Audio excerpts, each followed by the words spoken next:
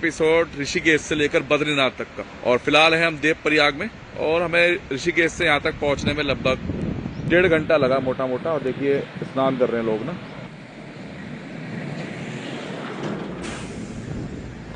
तो ये देवप्रयाग का कुछ नज़ारे ये देख सकते हैं आप। तो पहला एपिसोड है हमारा ऋषिकेश से लेकर बद्रीनाथ जी तक का। तो हमने सोचा देवप्रयाग से इसकी शुरुआत की जाए और ये सुबह सुबह का नज़ारा। तो अब ये वीडियो स्टार्ट होगा आपका ऋषिकेश से, उत्तराखंड में इस समय। तो भैया उस पॉइंट पे हम पहुंच गए। इस पॉइंट का हमें बेसब्री से इंतजार रहता है। और 291 किलोमीटर अभी भी बद्रीनाथ जी हैं यहाँ पे। और हमें लगभग यात्रा करें तो आपको आइडिया लग जाए क्या कंडीशन रहने वाली है। तो बद्रीनाथ तक या 2027 तक शुरू हो सकता है, क्योंकि रोड कटिंग का काम हो गया कंप्लीट। तो उसका बड़ा अपडेट आपको इस वीडियो में आज मिलने वाला है कि भाई बद्रीनाथ जी वाले बाईपास में जो रास्ते में बन रहा है जोशीमठ, जो बहुत ही महत्वपूर्ण बाईपास है, उसकी क्या कंडीशन है। तो जब आप लोग अपनी गाड़ी से आएंगे तो मॉर्निंग में थोड़ा सा जब तक, और अगर ये 10-12 दिन के अंदर जैसे युद्ध चल रहा है अभी नहीं बंद हुआ, तो कहीं ना कहीं यात्रा में इफेक्ट इसका पड़ेगा। फिलहाल हमने शिवपुरी भी क्रॉस कर रहे हैं। तो 5 बार ना, अगर मैं रोड कहूँ तो इतनी ज्यादा स्मूथ नहीं है रोड, पैच वर्क कर रखे हैं। तो आपको पता गाड़ी हिलती बहुत है। सामने देखिए ऋषिकेश कर्णप्रयाग रेलवे का काम चल रहा है। 95% टनल्स पूरी हो चुकी हैं और बहुत जल्दी इसमें रेलवे लाइन बिछाने का काम भी पूरा हो जाएगा। इतनी ज्यादा स्मूथ नहीं है 82 तक। मैं आपको बताऊं अभी 1 महीना है पूरा यात्रा शुरू होने में, और मुझे नहीं लगता इन 1 महीने में कुछ स्मूथनेस आएगी। तो इस बार आपको थोड़ा 82 तक रूट स्लो ही मिलेगा। तो कोडियाला हम फिलहाल पहुंच गए हैं। अगर आपसे कहें रूट की बात तो कोडियाला तक भी रूट क्विक नहीं है, स्मूथनेस नहीं है, गड्ढे आ रहे हैं। थोड़ा मैं रात की वजह से आपको कम दिखा रहा हूँ क्योंकि आप भी जज नहीं कर पाएंगे। पैच वर्क पे ही गाड़ी चल रही है, आपको दिख रहा होगा कैमरे में। देखिए अगर आप ध्यान देंगे रूट पे, ये देखिए रोड पे ध्यान दीजिए, पूरा पैच वर्क है देखिए। तो कोडियाला के बाद से रोड अब ठीक है, अब आया मतलब रोड बढ़िया, कोई पैच वर्क नहीं, स्मूथ रोड है कोडियाला के बाद से। और फिलहाल हम हैं तोता घाटी। मॉर्निंग में अगर निकलेंगे ना, जब तक रोशनी नहीं निकल रही, जब तक आपको थोड़ा सा सावधानी से मोड़ों पे चलना है, क्योंकि छोटे मोटे पत्थर तो गिरते ही रहते हैं यहाँ पे ना। कोडियाला के बाद से रोड बड़ा स्मूथ हो गया, बहुत स्मूथ। लगभग 1 घंटा हो चुका है हमें और अभी हम देवप्रयाग नहीं पहुंचे, मगर रोड अच्छा हो गया। तो भैया ये पैच आया है आपका 3 धारा से पहले, मतलब 14 किलोमीटर दूरी रह गई देवप्रयाग की, और ये इस तरीके का पैच आया फिलहाल।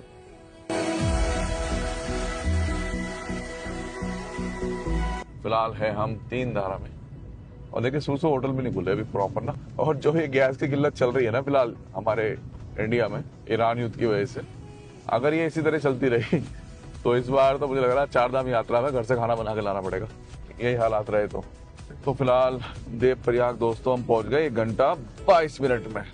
और हमने लगभग लक्ष्मण झूला से 65 किलोमीटर सफर किया है 1 घंटा 22 मिनट में। तो ये जान के आप लोगों को बहुत खुशी होगी कि भैया ये वाला पुल बन गया है देवप्रयाग का, जो सबसे ज्यादा जाम लगता था जिसपे, इस पुल को बना दिया गया है। अरे वाह ग्रेट। और छोटे से रूट से निकलते थे हम पल्ली तरफ से, और अब हम निकल रहे हैं बड़े वाले पुल से। तो ये बना दिया गया है। मैंने ओली वाले ब्लॉग में बोला था कि बनकर तैयार है, लगभग बस खुलने वाला है। तो वाकई में बन गया है और स्टार्ट भी हो गया। तो देवप्रयाग कर दिया दोस्तों हमने फिलहाल क्रॉस।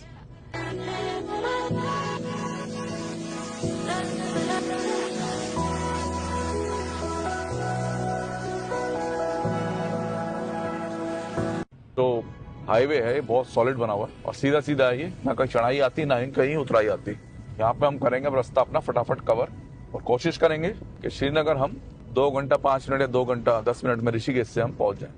तो यहाँ पे 50-55 की स्पीड आपकी आराम से मेंटेन हो जाती है। देवप्रयाग तक अगर रूट की बात की जाए दोस्तों, तो कोडियाला एक तो जगह पड़ती है 82 के बाद, वहां से लेकर देवप्रयाग तक रोड बहुत स्मूथ है। और ऋषिकेश से 40 किलोमीटर आपका कोडियाला तक रोड पे पैच वर्क है, स्पीड नहीं बन पाती है और गाड़ी हिलती भी बहुत है।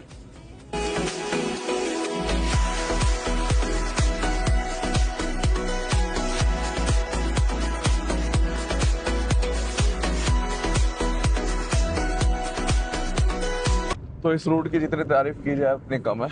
शुरू से ही हमने अपने हर एक वीडियो में इस 30-35 किलोमीटर के देवप्रयाग श्रीनगर पैच की तारीफ की है। अच्छा है, स्मूथ है, गाड़ी भी 50-60 की स्पीड मेंटेन कर लेती है। अभी तक जो सड़कों की हालत हमने देखी है उससे ही अंदाजा तो लग गया है कि तारकोल का रोड जो नया हर बार बिछाया जाता है वो इस साल नहीं बिछाया जाएगा, पैच वर्क पे ज्यादा जोर दिया जाएगा। तो यात्रा में केदारनाथ जी और बद्रीनाथ जी वाला जो ये मार्ग है, इस पे फिलहाल नए रोड का काम नहीं होगा इस साल।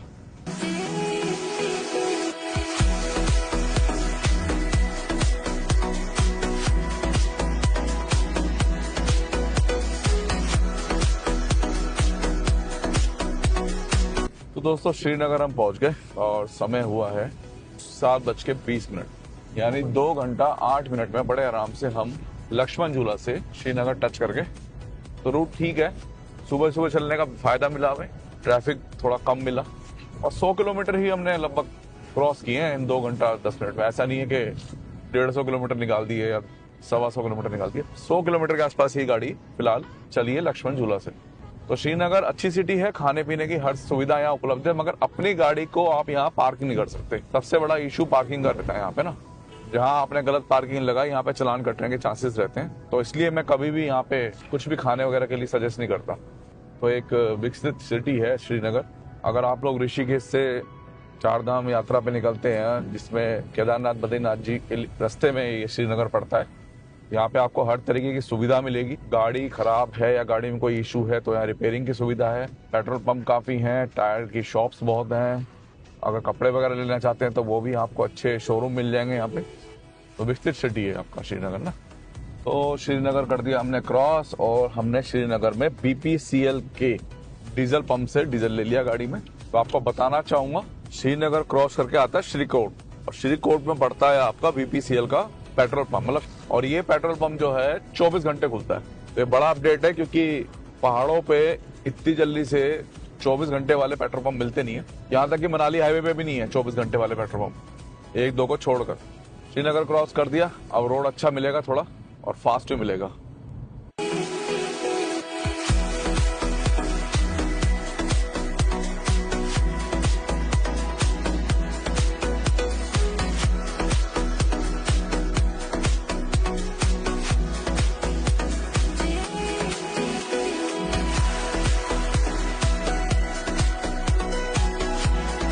पॉइंट आया ये श्रीनगर क्रॉस करते और रोड कटिंग करके दोबारा से रोड को बनाया गया।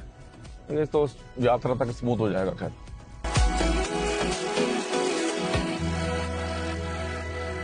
तो लेफ्ट साइड में ये जियो का पेट्रोल पंप गया है और कोई CNG का पंप नहीं मिलेगा आपको। ऋषिकेश में आखिरी मिलेगा, उसके बाद आपको कोई भी CNG पंप नहीं मिलेगा। और डीजल पेट्रोल की अभी कोई दिक्कत नहीं है, पूरा यहाँ तक हमने देख लिया, सब जगह अवेलेबल है। तो माँ धारी देवी पहुंच गए दोस्तों हम, और श्रीनगर के बाद जो दिक्कतें थी ना वो कम हो गई। अब बहुत आराम से और बहुत जल्दी पहुंच गए माँ धारी देवी। ये प्रवेश द्वार माँ धारी देवी का, यहाँ से 15 किलोमीटर रुद्रप्रयाग की दूरी है और लगभग 48 किलोमीटर कर्णप्रयाग की दूरी है। तो देखते हैं कितना समय लगता है पहुंचने में।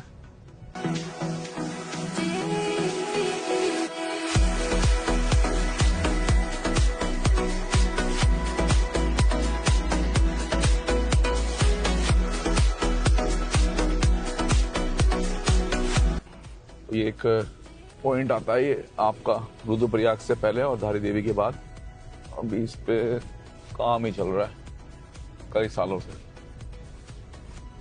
ट्रैफिक जाम लगाएगा अच्छा खासा है यात्रा में ना, जाम का पॉइंट है फिलहाल। तो एक आया अभी फिलहाल। तो रियलिटी ये है कि उतने ज्यादा स्मूथ रोड रहे नहीं जितने ये नॉर्मली हुआ करते हैं। मतलब जैसे धारी देवी के बाद ठीक है एक पैच आता है, मगर उसके बाद रोड की क्वालिटी अच्छी होती है। मगर कई जगह गड्ढे हैं जिनको पैच वर्क से ठीक किया गया है, जो आपकी गति को कम कर रहे हैं। तो इस साल मुझे उम्मीद कम है कि नया रोड बिछाया जाएगा, क्योंकि रोड देखिए अभी फिलहाल ठीक है थोड़ा सा, मगर मुझे लगता है कि कई जगह जरूरत थी। और यहाँ भी मुझे थोड़े बहुत गड्ढे वगैरह दिखे हैं पीछे ना। गड्ढे तो भर जाएंगे, ये तो कंफर्म है कि गड्ढे भरेंगे, मगर गति को ब्रेक लगेगा हल्का फुल्का। तो एक यही पॉइंट है भैया जिस पे अभी काम बाकी रह गया, क्योंकि लेफ्ट साइड में जो पुल है ना, ये 2025 की जनवरी के आसपास पूरा बनते बनते रह गया और अब इसका काम कर दिया गया बंद, वरना ये वाला हिस्सा भी पूरा बन गया होता। रुद्रप्रयाग से पहले एक यही पॉइंट है जो अभी भी स्लो है, और जैसे ही हम इस वाले पॉइंट को कवर करेंगे, क्रॉस करेंगे, दोनों तरफ टनल का काम चल रहा है यहाँ रेलवे की ना, मुश्किल से 5 से 7 मिनट में हम रुद्रप्रयाग पहुंचे। तो सामने दिख गया दोस्तों में रुद्रप्रयाग, और 3 घंटे लग गए पूरे आज हमें ना। तो 3 घंटे में हम लग गए आपका रुद्रप्रयाग। 8:12 के आसपास का समय हो रहा है। तो लेफ्ट साइड से वो नए वाले पुल से भी चले जाएंगे। अभी हम सिटी चलते हैं और देखते हैं नए पुल की क्या कंडीशन है, और आपको दिखाएंगे कि नया पुल कहाँ तक पहुंचा है। तो ये लेफ्ट साइड में था आपका रुद्रप्रयाग का बाईपास, जो कि हम केदारनाथ जी के लिए यूज करते हैं मैक्सिमम। अगर मॉर्निंग का टाइम होता है तो हम निकल जाते हैं बद्रीनाथ जी के लिए शहर के अंदर से, वरना बाईपास से ही निकलना पड़ता है आपको ना। ये आगे दोस्तों मेन बाजार में रुद्रप्रयाग के। तो ये है आपका रुद्रप्रयाग की मेन मार्केट।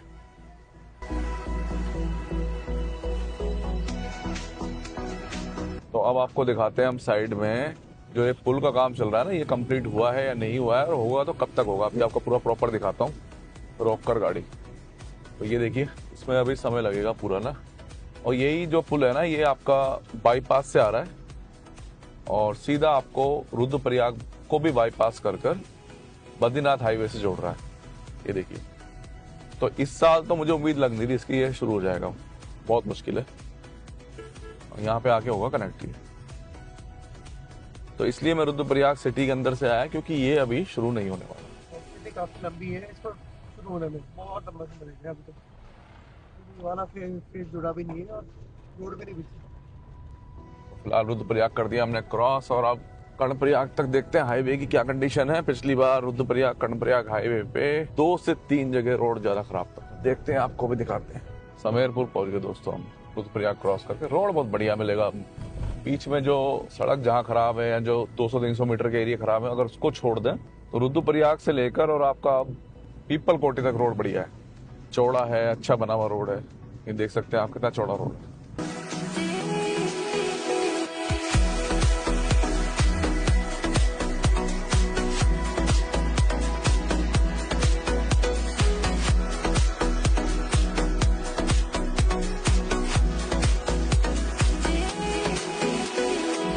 रुतुड़ा आगे दोस्तों, रुतुड़ा। क्या शानदार रोड मिल रहा है रुद्रप्रयाग के बाद। एक जगह बीच में थोड़ा सा डैमेज है कर्णप्रयाग से पहले, बाकी रोड आपको बढ़िया मिल रहा है। तो उस डैमेज पॉइंट को देखेंगे और आपको बताएंगे वहाँ क्या स्थिति है। फिलहाल रुतुड़ा हम क्रॉस कर रहे हैं।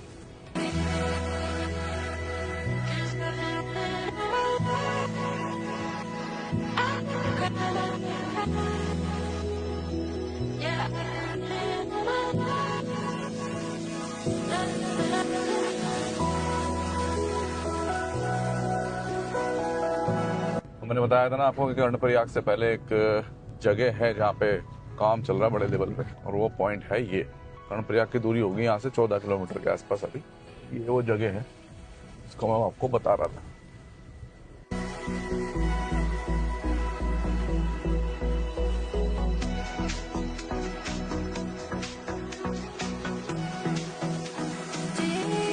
वेटिंग है भैया कर्णप्रयाग से पहले। तो दोस्तों ये पॉइंट है वो जो इसने पूरा जाम लगा रखा है। 20 से 25 मिनट हो गए मैं खड़े खड़े। काम तो चल रहा है इस पे, खराब चल रहा है लेफ्ट साइड में, जिससे कि जल्द से जल्द इस रोड को चौड़ा किया जा सके। तो खराब का काम चल रहा है उल्टे हाथ पे। फिलहाल हमारा आधा घंटा यहाँ खराब हो गया।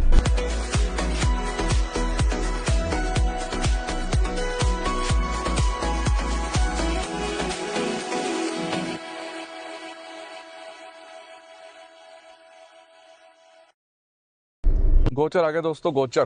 फिलहाल है हम गोचर में। तो अच्छी सिटी है गोचर। फिलहाल गोचर क्रॉस कर रहे हैं, वहां आगे आएगा कर्णप्रयाग। तो रुद्रप्रयाग के बाद ना सिर्फ 2 ही पॉइंट ऐसे आए थे जहां पे इशू था रोड का, और जो सेकंड वाला था लास्ट, उसमें लग गया करीब आधा घंटा।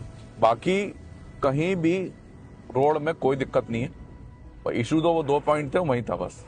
लेफ्ट साइड में पुल उम्मीद है यात्रा से पहले स्टार्ट हो जाएगा।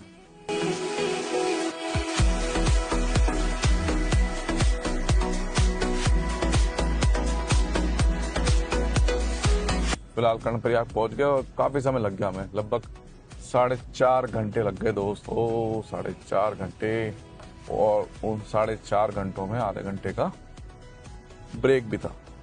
तो आधे घंटे का ब्रेक हटाने से 4 घंटे लगे हमें कर्णप्रयाग तक पहुंचने में। फिलहाल है हम कर्णप्रयाग में। तो कर्णप्रयाग हमने कर दिया क्रॉस।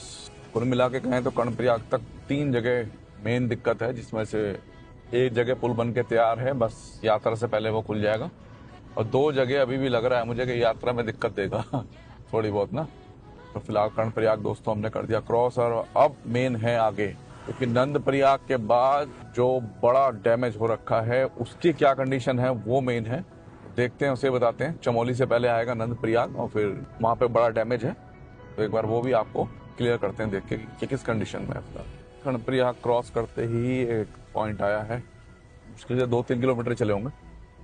यहाँ लैंडस्लाइड हुआ था बहुत भयंकर, मगर अब ये क्लियर कर दिया गया है और रोड को चल रहा है बनाने का काम।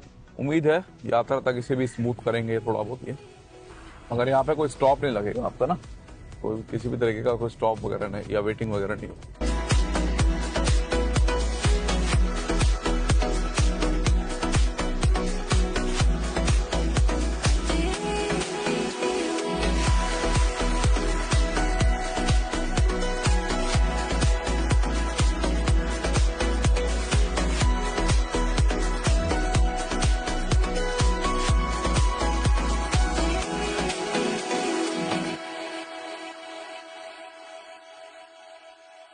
सामने हो रखी है बर्फबारी क्योंकि बरसात चल रही है उत्तराखंड में, और भाई 8 किलोमीटर के आसपास रह गया आपका नंदप्रयाग। रोड बहुत बढ़िया है, जब से रुद्रप्रयाग क्रॉस कराना रोड बढ़िया है, गाड़ी अच्छी गति मेंटेन कर रही है।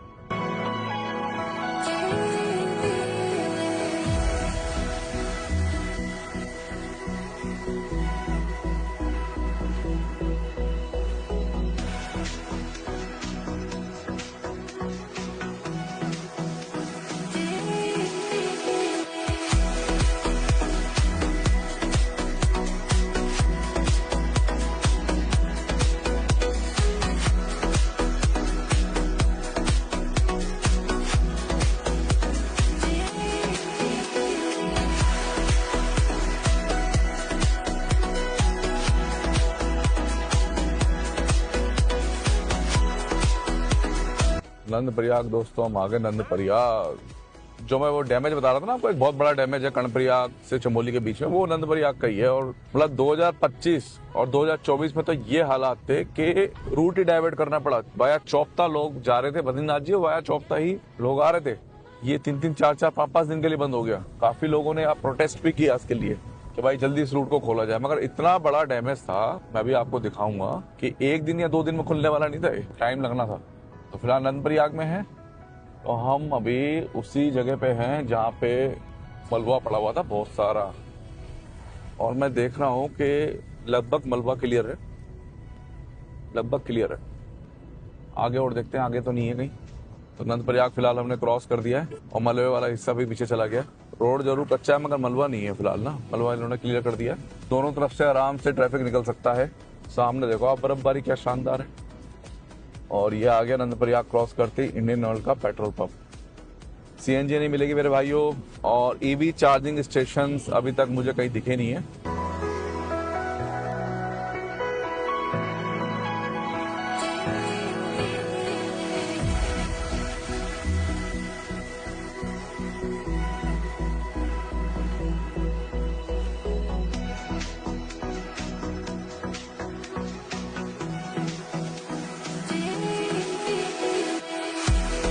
अब यहाँ पे वही पॉइंट है, मतलब वो पॉइंट आके मिलता है जो आपको केदारनाथ जी वाले रूट से कनेक्ट करता है। तो 2 ऑप्शन है, एक तो मैंने आपको ये दिखा दिया पीछे से हमारे कितने स्टॉप है, आपको अंदाजा लग गया होगा, और एक ऑप्शन ये है कि आप भैया वाया चौपता आ जाओ। अब इस रूट की क्या स्थिति है आने वाले टाइम में आपको पता चल जाएगा।